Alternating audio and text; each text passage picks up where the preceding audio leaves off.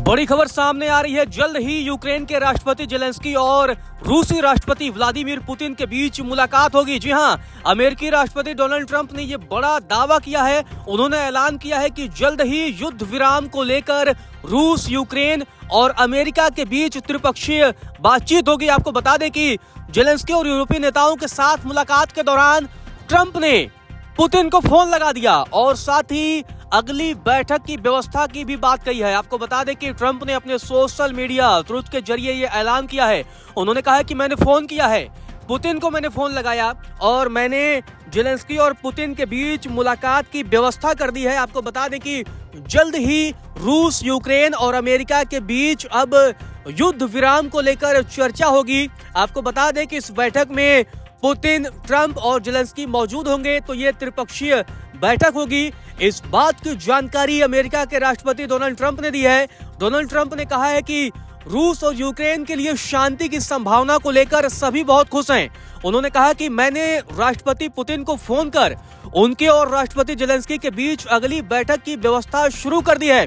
हालांकि उन्होंने तारीखों का ऐलान तो नहीं किया, लेकिन अब इस युद्ध की शुरुआत के बाद अब जेलेंस्की और पुतिन के बीच ये बैठक होगी। इस बैठक की अगुवाई कहीं न कहीं ट्रंप करेंगे और मध्यस्थ की भूमिका निभाएंगे।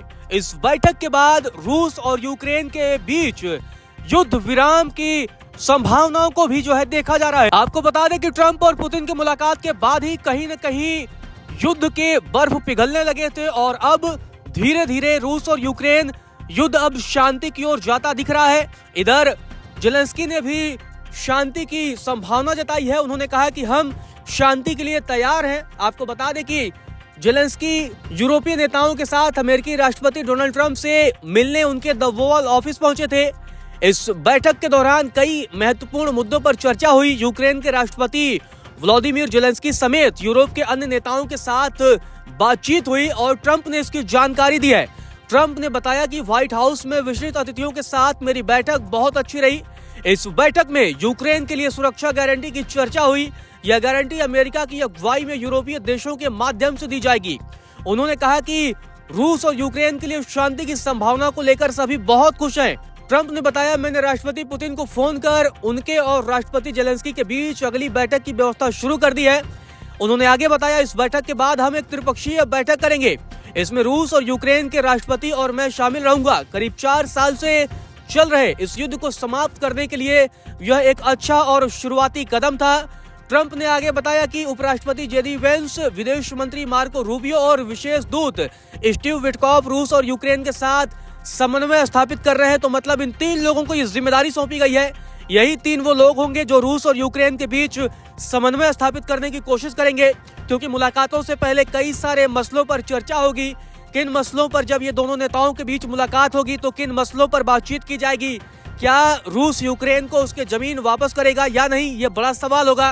क्या क्रीमिया पर कब्जा वापस करेगा या नहीं, ये बड़ा सवाल होगा, क्योंकि ट्रंप भी यूक्रेन को कहीं न कहीं धमकी दे चुके हैं कि रूस पीछे हटने वाला नहीं है। रूस एक बड़ा देश है और आप छोटे देश हैं, तो ऐसे में समझौता आपको करना होगा।